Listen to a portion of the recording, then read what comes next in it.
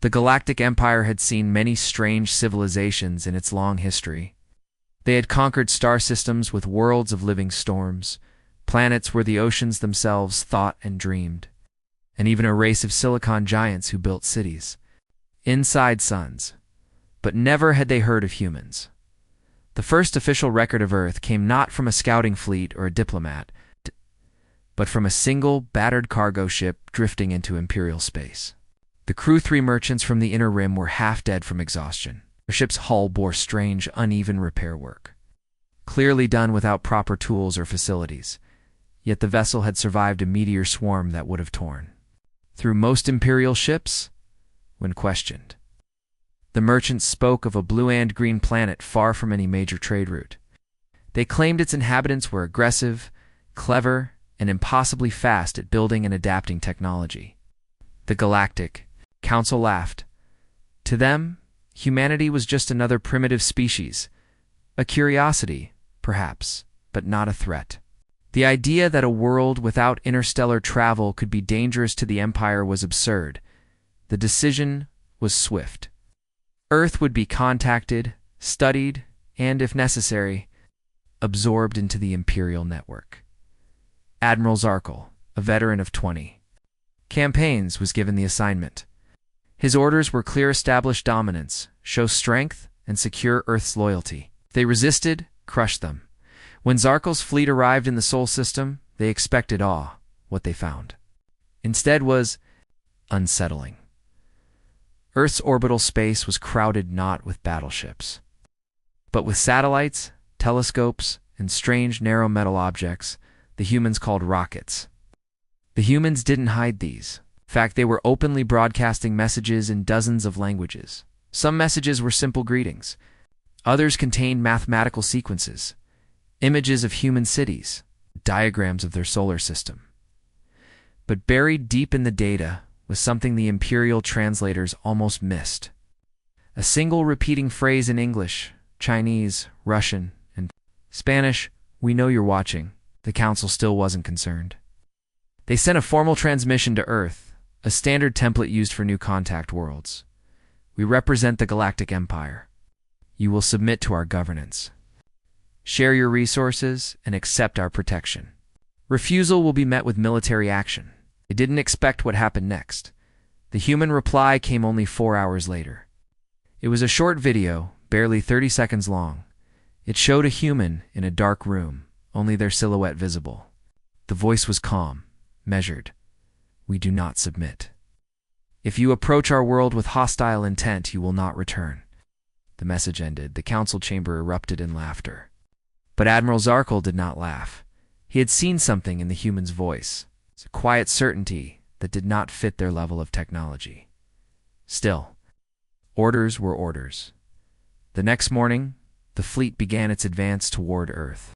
Admiral Zarkal's fleet slipped into high orbit over the blue and green planet. 20 Imperial warships, each bristling with enough firepower to turn continents into glass, cast long shadows across the upper atmosphere. The humans did not panic. No desperate surrender message came. No terrified diplomats beamed pleas for mercy instead. Every single one of Earth's orbital satellites adjusted their orientation at once, turning their cameras toward the Imperial fleet. Thousands of human-made eyes stared upward silently. Recording, on the flagship's command deck, Zarkal's sensors officer clicked his mandibles nervously. "Admiral, they are observing us." "Of course they are," Zarkal replied. "Let them.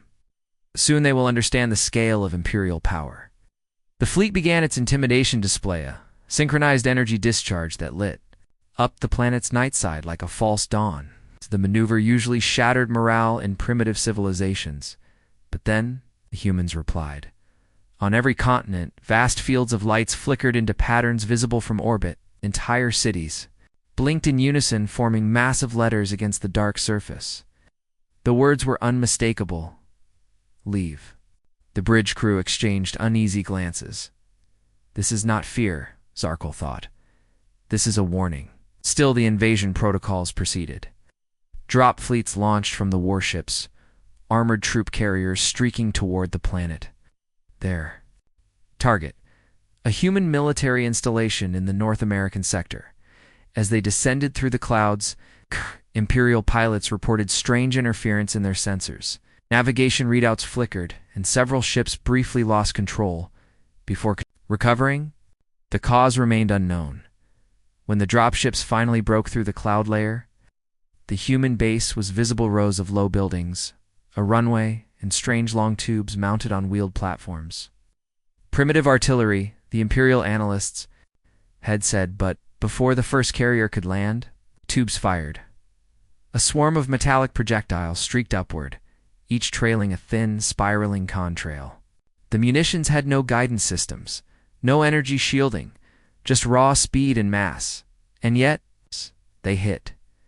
One after another, the dropships exploded in fireballs, raining molten debris over the countryside. The few that survived broke formation. Scattering in panic, on the flagship, Zarkal's communications officer choked out a report. "Admiral, they anticipated our landing coordinates. All of them." Zarkal's mind raced. That meant human tracking systems weren't primitive at all. They had predicted Imperial trajectories with terrifying precision. Then came the second wave, not from the ground, but from orbit. A cluster of small, fast-moving objects appeared on sensors, rising from the far side of the planet. They weren't missiles, at least not by Imperial standards. They were human launch vehicles, stripped down for maximum speed. Each carried nothing but a dense, solid core. They tore into the Imperial fleet at velocities that bypassed most energy shields, ripping through warship hulls like paper. The first confirmed Imperial casualty came within minutes, a heavy cruiser, split in two by a direct kinetic impact. On the bridge, the alarm screamed. Multiple hull breaches on the Icres. The Vernus's venting atmosphere. Admiral, 3 more bogies inbound. For the first time in his career, Zirkle felt the cold grip of uncertainty. The humans were not just resisting, they were hunting his fleet. The Imperial Council's great war chamber was a cathedral of power, towering black walls, banners of conquered worlds, and a dais so high it made anyone beneath feel small, except the humans. Ambassador James Carter sat there, hands folded, wearing the same calm smile that had unnerved every alien diplomat since his arrival. Around him, Imperial officials whispered, their eyes flicking between him and the holoscreen floating above the chamber's center. The projection displayed the most recent battle report. A squadron of elite Imperial destroyers, the finest in the galaxy, had been destroyed in under 5 minutes by a single human vessel. The report was absurd to the point of insult. Energy readings suggested the human ship had weapon outputs beyond known physics, shields that ignored plasma fire entirely, and propulsion speeds that should have ripped any known hull apart. The Keth Prime Minister slammed a claw on the table. This is a fabrication. No species can create power from nothing. Carter's smile didn't fade. We didn't create it from nothing, he said softly. We just stopped wasting what you throw away. The chamber grew quieter. Admiral Volus of the Imperial Navy leaned forward. You mean to tell me your primitive Terran fleet has tapped a new power source? Carter shrugged. Primitive. Maybe by your standards. But I've noticed your people are obsessed with bigger weapons and stronger armor. We look elsewhere. We look at the gaps you never close. And when we find one, he let the pause hang in the air. We never stop digging. No one in the chamber noticed that one of the attending aides had slipped away. That aide, a covert agent of the Imperial Intelligence Directorate, had already sent an encrypted signal. Initiate Project Glass. The Empire was going to steal this technology, whatever it took. Hours later, deep in the void between stars, an Imperial stealth corvette approached a drifting Terran science vessel. No weapons were active. Its cloaking field bent light around its hull, rendering it almost invisible. Inside, the Imperial infiltration team prepared for boarding. They were veterans of hundreds of operations. No alarms, no casualties, just precision. The corvette latched onto the science vessel's airlock. The breach was silent. 3 armored soldiers entered the dim corridors of the Terran ship. Everything was still, no crew, no sound, just a faint hum from the reactor. Clear the deck, the team leader whispered. They moved deeper until they reached the engineering core. There, at the heart of the ship, was the thing they had come for. A glowing sphere, suspended in a frame of shifting light. It pulsed gently, like a heartbeat. "Take it," the leader ordered. The first soldier reached out and froze. His visor readout flashed. Structural displacement detected. Before he could react, the walls around them shimmered. They weren't in a Terran ship anymore. They were standing in a perfect holographic replica. The sphere pulsed once. The image of the Terran vessel dissolved completely, revealing the black void of space around them. They were floating suit thrusters dead, comes jammed inside a containment bubble projected from a cloaked Terran warship that had been there the whole time. A voice came through their helmets. Calm, cold, human. "You came looking for our secrets," it said. "You've just found one of them. We knew you were coming." The soldiers realized then that their mission had never been a secret. The humans had let them board. To send a message, back in the Imperial War Chamber, Admiral Volus received the final transmission from his covert team. It was just one sentence spoken by a human voice. "We don't build ships to fight fair." The chamber was silent for a long moment. Then the first seeds of fear began to grow. The meeting room aboard the Elysian Crown was silent, except for the faint hum of the ship's gravity stabilizers.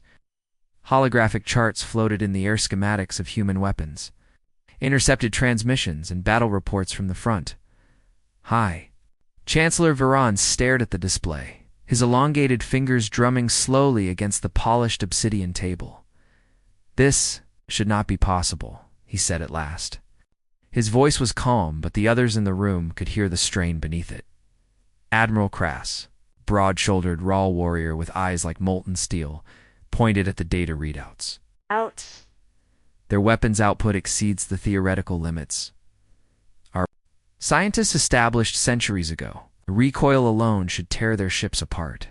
And yet their ships remain intact," finished Minister Zal, the technology overseer. "Worse, they maneuver with impossible precision. No known stabilizing system could keep them steady under such forces. Our engineers are baffled." There was another long pause before Varen finally asked the question no one wanted to hear. Could it be that their technology is not merely ahead of ours, but beyond the boundaries of known physics? No one answered immediately. The ambush. That changed EVR, YTH, far from the capital. In the contested sector of Lorvath's Rift, a small fleet of Imperial cruisers moved cautiously. Their mission was simple: intercept and destroy a reported human scouting vessel. It was supposed to be routine. The first sign that something was wrong came not from their scanners, but from the stars themselves. At first, the crew thought the glimmers of light were sensor malfunctions, specks dancing against the darkness, and they realized the specks were moving before the cruisers could react. Those tiny lights elongated into sharp streaks, human projectiles, closing at terrifying speed. Impossible. "No mass driver can fire at that velocity," cried the raw captain of the lead cruiser. And yet the projectiles weren't merely fast. They changed course mid-flight. The first wave shredded the escort ship's shields in seconds.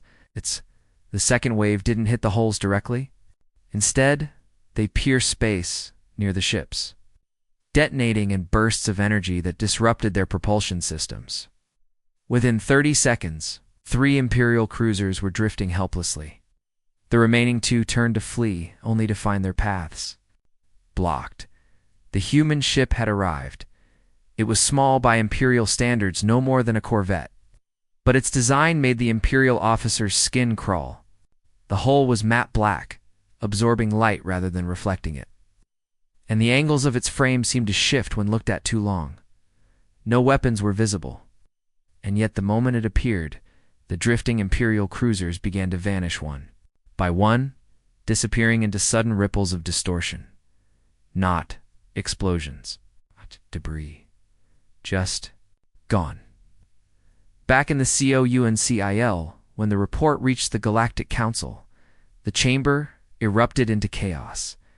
"This is absurd," shouted Ambassador Trex of the Ventari. "No vessel can alter the course of projectiles in flight without direct guidance beams. And even if it could, such speeds would require a power source equivalent to a collapsed star. finished Minister Zoll grimly. Yes. I've run the calculations myself. The numbers don't add up. The humans are doing something.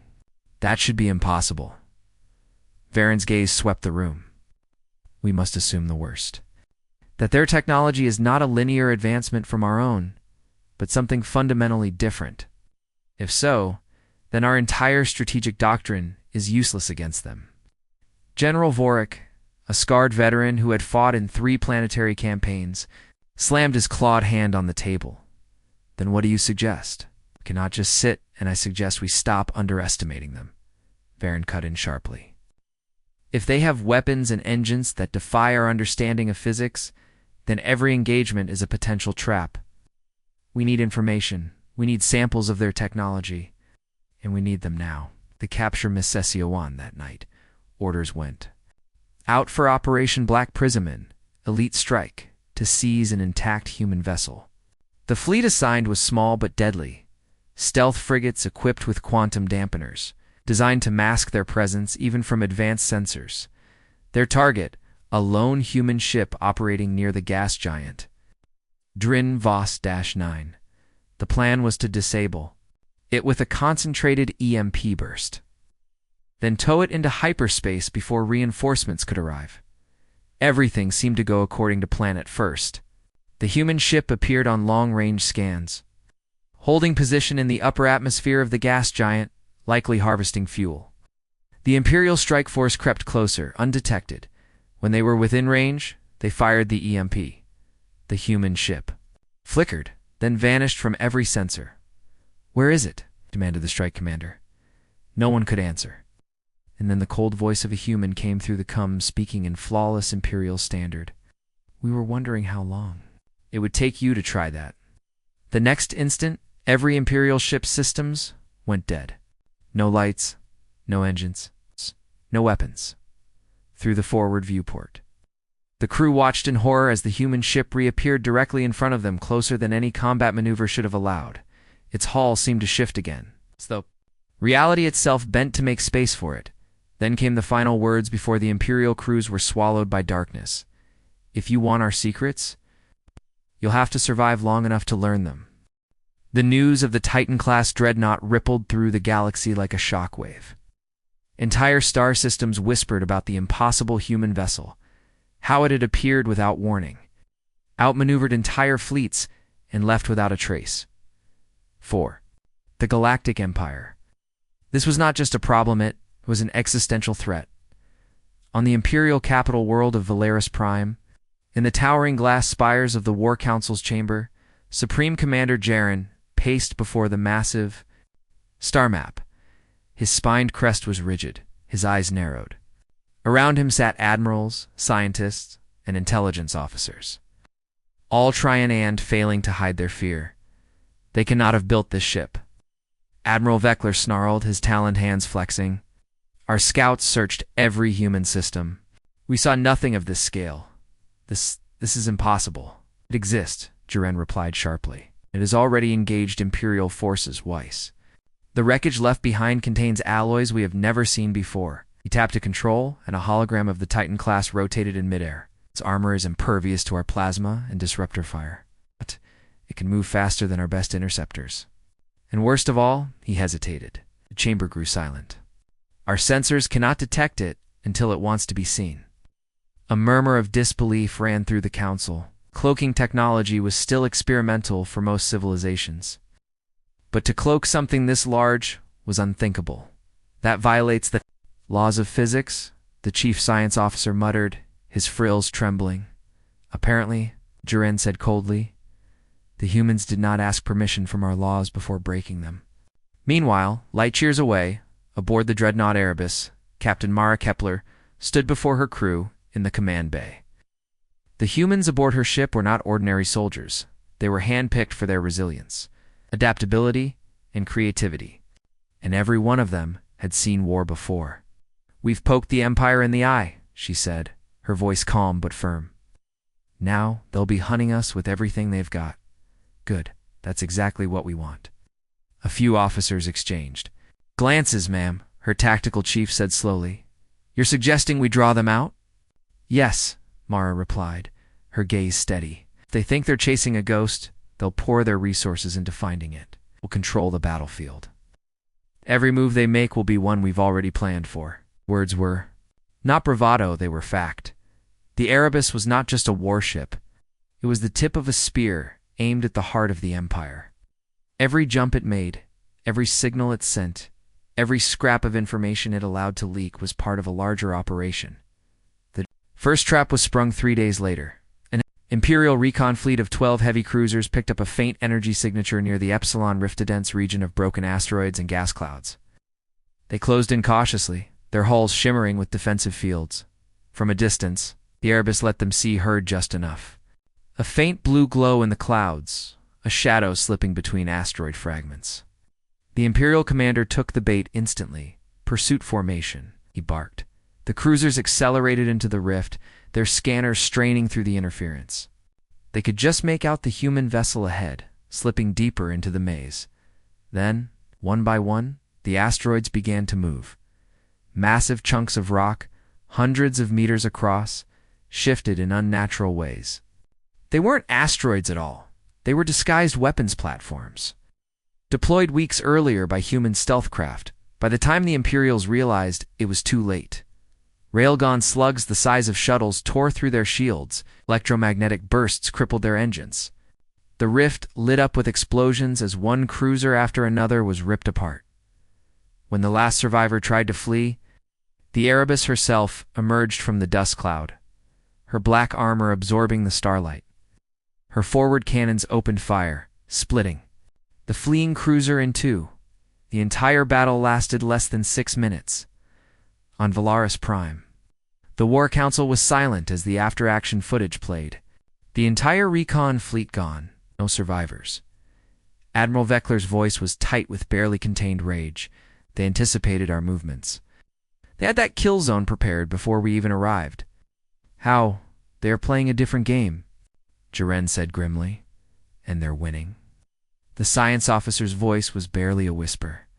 If a single human ship can do this, what happens if they build 10?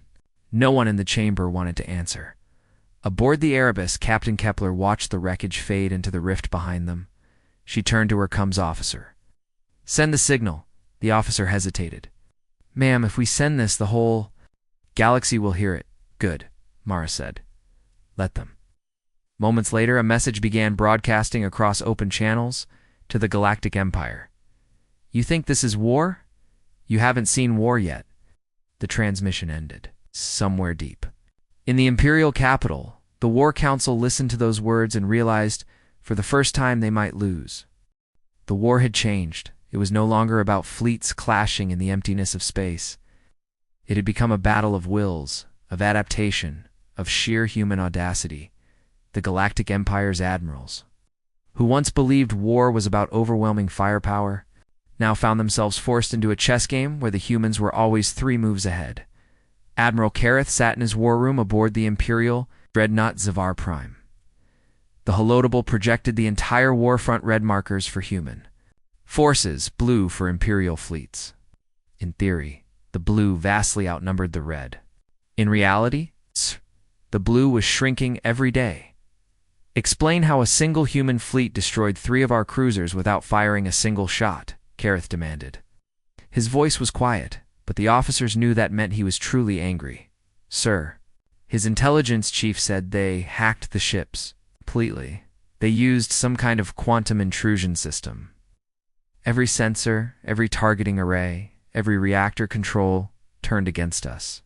Our ships shut themselves down mid-battle. Kareth narrowed his eyes. Quantum intrusion is impossible. It would require... Yes, sir, the intelligence chief said, swallowing hard. It would require technology far beyond anything we have. Silence fell in the war room. One officer spoke up from the shadows. Sir, I don't think we're fighting an inferior species anymore. I think we're fighting something we don't fully understand. Far from the Imperial lines, Captain Mara Hensley stood aboard the bridge of the human warship Vigilance. She was calm, confident, and utterly relentless. Her crew had grown used to the impossible. They no longer questioned how their ship could disappear from enemy sensors at will, or how their weapons always seemed to hit weak points that no one had ever noticed before. The Vigilance was not the largest ship in the fleet, but it had become its deadliest predator. "Intercept course for the Imperial supply convoy," Mara ordered. Her first officer raised an eyebrow. "Captain, that convoy is traveling with battleship." "Escort. Then we'll make them disappear first," she said. The Vigilance slid through space, using its impossible drives to bend light and mask every trace of its presence. When the convoy's battleships finally detected them, it was too late. The human ship didn't fire missiles. It didn't unleash a broadside. Instead, it released a cloud of microscopic drones, each smaller than a grain of sand. They drifted invisibly into the Imperial ships, bypassing every shield and armor layer, crawling deep into their systems. Within minutes, the battleships went dark, their reactors offline, their crews locked in total blackout. The convoy never made it to the front lines, back in the Empire's capital. The Council of High Lords met in a secure chamber. "This is not a war we can win by numbers," one lord said grimly. "We must consider negotiations." "Negotiate," another scoffed. "We are the Empire. We will not bow to these primitives." But the word primitives no longer carried the same weight. Too many battles had been lost. Too many primitives had proven themselves untouchable. The truth was beginning to sink in. The humans were not just another species to conquer. They were something new, something dangerous, something the galaxy had never seen before. And the most terrifying part? No one in the Empire could explain how they had become so advanced, or just how far their capabilities truly went, because every time the Empire thought they had seen the limits of human technology, humans revealed something even more impossible, and the war was far from over. The conference chamber of the Galactic High Command was in chaos. Admirals shouted over one another, voices raised in panic and disbelief. The latest reports from the front lines had just arrived. An entire Imperial armada, 40 warships strong, had been reduced to drifting wrecks. No survivors, no escape pods. It's only faint, unidentifiable energy traces lingering in the void. The High Chancellor slammed a clawed fist on the obsidian table. "Explain to me," he roared, "how the humans are destroying fleets without firing a single visible shot?" No one had an answer. Admiral Vexer, the one who had been most confident in the war's early days, now sat slumped in his chair, mandibles twitching nervously. They use weapons we can't detect," he admitted. "Not plasma, not rail slugs, not antimatter. It's something else. It hits before our sensors even register an attack." The intelligence minister's frills quivered in fear. "I've reviewed the recordings. The human vessels, they don't accelerate. Like ours, they jump. Not with standard warp. Not with anything in our known science. They appear, strike, and vanish in less than a heartbeat." A silence fell over the chamber. The truth was setting in. This wasn't just an advanced species. This was an impossible one. Meanwhile, aboard the UHS Resolute, Captain Alina Ward stood. On the bridge, her hands clasped behind her back as Earth's fleet regrouped. Her crew moved with silent precision, eyes sharp, every action deliberate. The humans were not celebrating their victories. There was no cheering, no boasting, only quiet efficiency, because they knew the war wasn't over.